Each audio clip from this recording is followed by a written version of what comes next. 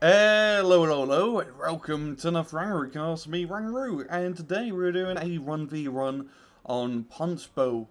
So on the left hand side in the blue, playing as blue 4, we got a Currahee, and on the right hand side in red, but don't be mistaken, he is also playing as blue 4, we got Mr. Kim. So as usual, let's speed this up and get things going.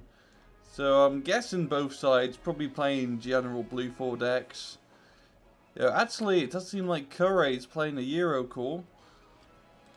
Well, Mr. Kim is sticking to a standard, generalized deck. If it was Hachinana Shikis, and away we go. Bit of a ground force over here. I see quite a few helicopters. Lynx is rushing for that middle Bravo town. Definitely going to beat Currahee to the punch, as he's mainly a mechanized force. But they do have quite a nice amount of armor, some AMXs, a Mortar 2, and a KP-70. A lot of infantry up top for Currahee. Going to be capping his town, and 2 Crotels, rather expensive AA pieces. And Mr. Kim, 2 Leopard 1A5s, a Vulcan, and a few infantry guys. Got a bit of an engagement in the middle, AMX-10 opening fire on the APCs as they move up. These infantry are going to be able to unload. And if they can get into his town, the mine's going to force the recon units already fall back. The Fusiliers unloading from the Lynxes and getting into the town. Tornado 1DS dropping in some bombs. And I think it might gonna... Oh, he's not gonna... Oh, he loses one Fusilier squad. The other one barely surviving. And Mr. Kim not really sending anything to Charlie, while Currahee sending 2 Jaegers into Echo. Hachinana Siki's pulling back, while opening fire on the M113. And up top things are rather quiet. F-16 dropping in some bombs. Going to be almost killing the Pantograms, but they do manage to evade. The SAS engaging the Jaegers. But the Lynx is also helping out, managing to do a bit of damage.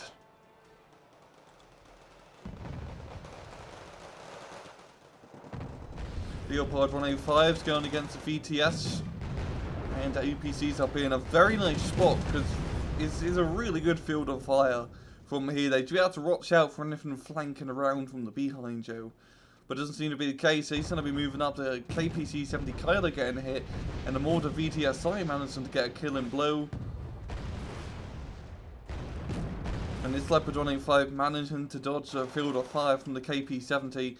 He's going to get into the VTS's range, but he does get first shot.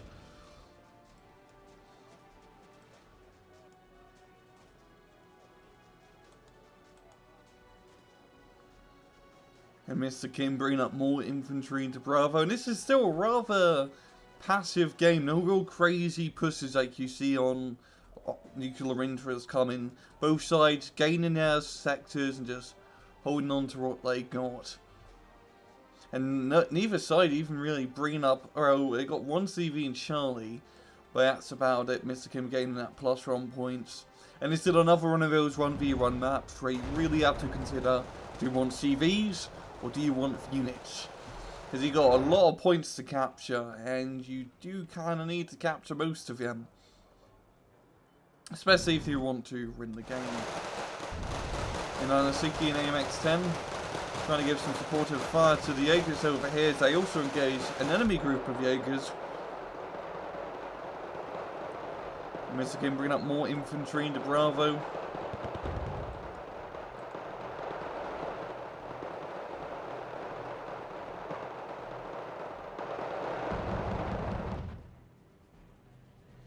And he's just getting up a lot of Nana Shikis, a good idea, try to gain reconnaissance coverage across the map. This Lynx A8's getting quite deep into enemy lines, probably going to get spotted by a tornado, but he's just going to drop his bombs and hit the SAS, but he does miss.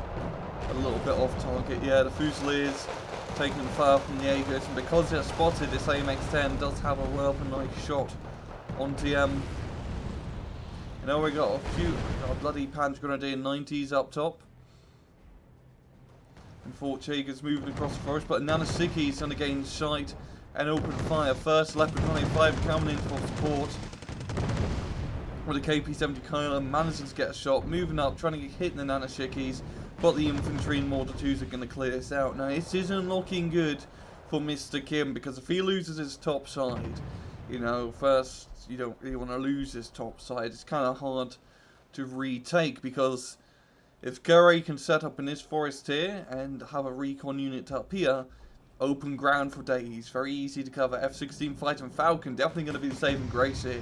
These units are very clumped up. Boom! Managing to knock out the infantry, but the vehicles do manage to stay alive, just barely. But it's going to be enough to clear out this K263, which I believe is that the cheap? Give me a sec. Is that the cheap Pivage? No, that's so expensive Pivage of 40 points. Jaeger on Jaeger, but the AMX-10 RC, definitely a good spot, even more supportive fire. And a very nice reconnaissance tank. I believe it's 30 points. You know, they've got a recon stat, Trove AP, you know, decent amount, but mainly it's the accuracy, 40% for that much of a recon unit, not too bad. And also the line of sight helps out a lot. It's Tigra 2, refueling at the FOB. And yeah, it's quite surprising to see an FOB being used in a run v run. You don't really see FOBs all that much, because most people can usually rather rely on just getting supply trucks, because you don't really use that much supplies in a run v run, unless you're bringing up lots of artillery, but you don't really see that either. Nanosiki is getting real close behind enemy lines, opening the fire when the slanted Tiger, and it might just kill it. Here he does manage to take off, firing one hot missile, managing to get hit. The snabs are also going to be helping, and he does manage to clear both those targets out. Very, very fortunate that his thing was back here at this time, managing to stop that little crazy push. So he did take quite a lot of damage, so he's going to once again fully repair and rearm that Tiger. Now the Stormers and Jaegers holding their ground in north of Bravo. F-16 Fighting Falcon coming in for the bombing run. It's going to be hitting the CV, it seems, and it might be a dead-on hit. Oh! Ah! You know, just slightly off target, and Currahee even moves his infantry just in the nick of time, literally the last second. Now down bottom, Mr. Kim Duff has Charlie under his control, but he got two M1 on freeze sneaking around in the back lines.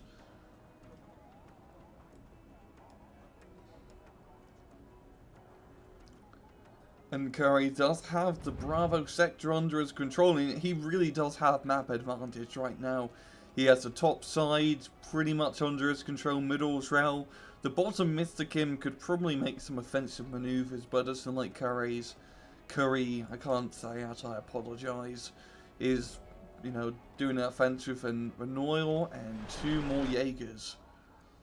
And now it's really going to be about him getting some more CVs up. If he can get a CV into Golf, Bravo and Echo, that'll be a +3 advantage right there. And a +3 is nothing to scoff at. You can run a match in, I want to say like 8 minutes if you have a +3. And Mr. Kim, he does have that point lead still by 93. So Currahee may really want to think about saving up his money and getting another CV. He's bringing up reinforcements up top. Some ATGM TOW2s, Riesel TOW2s, a interesting choice, rather cheap. I believe they're 50, let me see, I like looking at unit stats. 50 points actually, never mind, that's a bit of a drop in the bucket. And another problem about getting Riesels is that they have a very bad autonomy. They can't travel all that far. But when you're playing as Eurocore, you don't really get that many good vehicle ATGM options. So you have to make do with what you got. F-16 Fighting Falcon going to be doing a very nice bombing run here.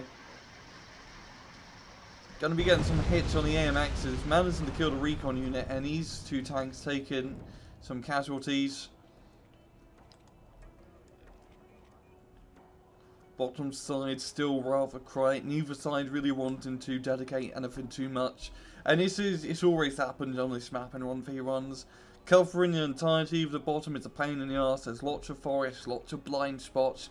So completely filling this out with infantry, you know, it takes a lot of effort and a lot of money. You know, if one side could, you know, potentially do a nice assault into the other, it definitely cause a little bit of havoc. We got this Cobra flying around the back end, but that Noyle in the perfect spot.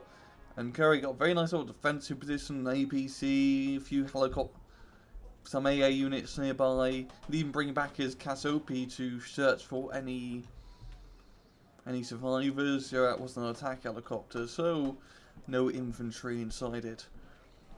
AMX-10 managing to kill another AMX-10, surprisingly. And Mr. Kim is setting along the bottom side of Bravo, setting up a bit of a perimeter. And we got an AMX-30 CV being brought out in the Bravo. Definitely a smart idea putting this tank in the contested zone. Gonna be bringing up into this little forest nub here. Just barely in the sector, but that's gonna bring Mr. Currahee to a plus run point advantage. Point advantage that he desperately needs. Reasonable Toe 2, getting obliterated from the Leopard AS run plus. I mean, that was a little bit short range, yeah. And the Protows, he may not want to move him up any closer. He's going to be rather close to his tank soon. Tiger 2 moving up. Going to be getting some ATGM shots on the Crow-Tail, but the Crow-Tail is the faster and more accurate shot. Does manage to shoot him down. And these Crow-Tails smartly going to be backing off. KP-70 kind of being brought up. And a second run to boot. And Mr. Kim does manage to retake Gulf. He just... like, Currahee's tanks just got a bomb to bits by the F-16. And Mr. Kim just managed to bring enough armor to really break his forest. Now, if he can get infantry into Gulf, he will definitely, you know, have control over the sector. These towns, as usual, the most important point in any capture zone is holding the towns. F-16A Hornet dropping in some bombs, going to be landing right on top of the KP-70. Doing just a slight bit of damage. Mirage chasing the Fighting Falcon. They're not flying too hard behind enemy lines. You know, in a 1v1, you can go pretty ballsy with your fighters. AA nets aren't set up as properly on 2v2s and 3v3s. So honestly, fighter interceptors are a really smart choice in a 1v1.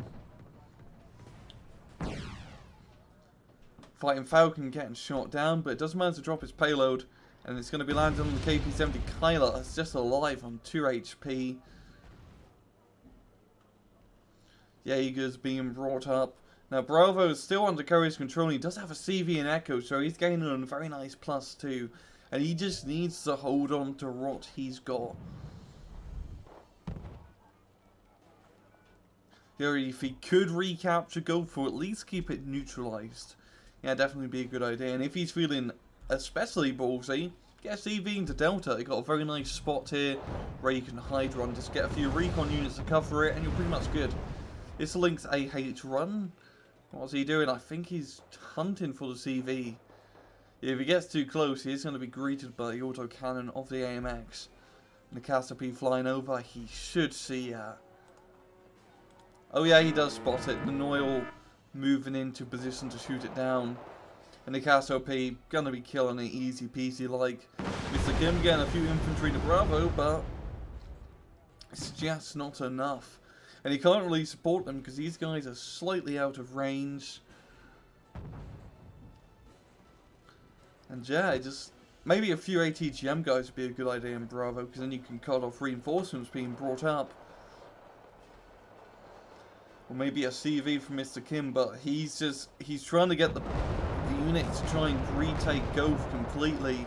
The AMX and KP-70 Kyler's in a good position. I mean, this guy, he could probably get some huge side shots on these Leopard running 5s. So that AMX does get destroyed.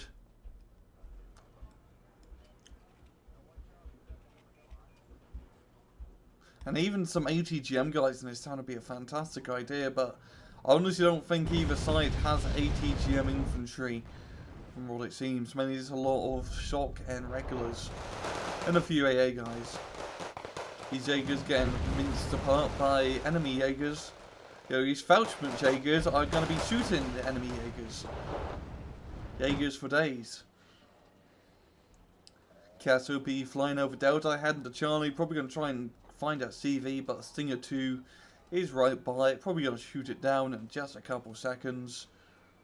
Oh, yeah, there we go. Tornado 1DS, completely wiping out even his own infantry, but there's no more enemies, so I guess that was worth it.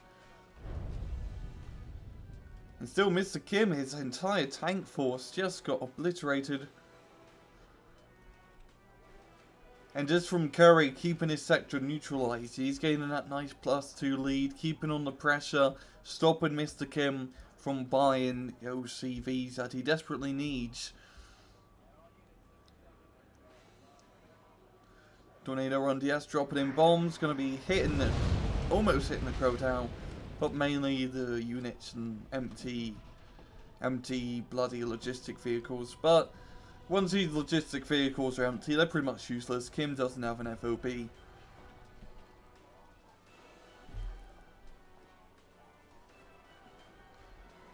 And Currahee just setting up in Bravo. We've got Fort Jaegers and Fort Jaegers literally right next to each other, but they just don't see them. And the funny thing is, they're different types of Fort Jaegers. We've got Norwegian, German guys, and then Norwegian guys. I believe they're Swedish, never mind. Just a slight change in lettering. Oh, we got another Cobra from Mr. Kim. He really likes trying to do his sneaker pushes onto Hotel. But I think he really should realise that this isn't going to work if you got an AA unit back here. Even just that one lone cannon AA is enough to stop a Cobra. And he's just landed behind enemy lines. I don't know what he's doing with that. Yeah, it does seem like a rather cozy position on this mountainside.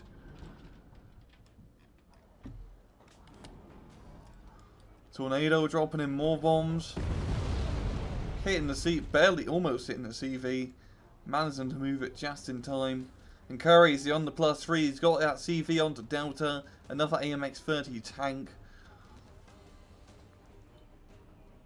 And once again a second bombing run onto the CV. But he manages to kill it. And yeah, this is going to be a GG to Currahee. He's just at so many points. I mean, Mr. Kim, he ain't even attack. Oh, whoa, whoa, whoa, whoa, whoa, whoa, whoa. What's going on back here? We got a CV infantry being unloaded into Hotel, trying to neutralise it. We got Cobras here, shooting up all the stuff. The Crotals are in position. They're going to be killing the CV. And if he can... Oh, this is going to end rather abruptly. Is he going to kill it? Oh no, he doesn't. He doesn't have line of sight. The infantry manages to move. He's just going to kill that bloody Tiger 2 helicopter, yeah. Those Crotals are out of ammo. Then, no, almost out of ammo. One missile left. And if he just moves this slightly forward, he can kill his infantry guys. And he's just keeping his TACCOMs where they are for now. And I think that assault probably could have worked better if he did have 5 minutes before. And you know, he manages to get a few helicopters out in Hotel just before the match ends. Managing to get a few kills, but the Noyon in the perfect spot. Gonna be killing them, the Leclerc gonna be finished off the infantry. And that could have gone a little bit better if he just moved his helicopter slightly to the left. He would have spotted that, captured the zone, and pour stuff out in the back lines. And mainly if he captured Gist and managed to defend it, no raw reinforcements in the middle, that's the only point to bring out infantry, but no matter what, that's a good game. Currahee getting a very pristine 3,000 kills, a nice even number.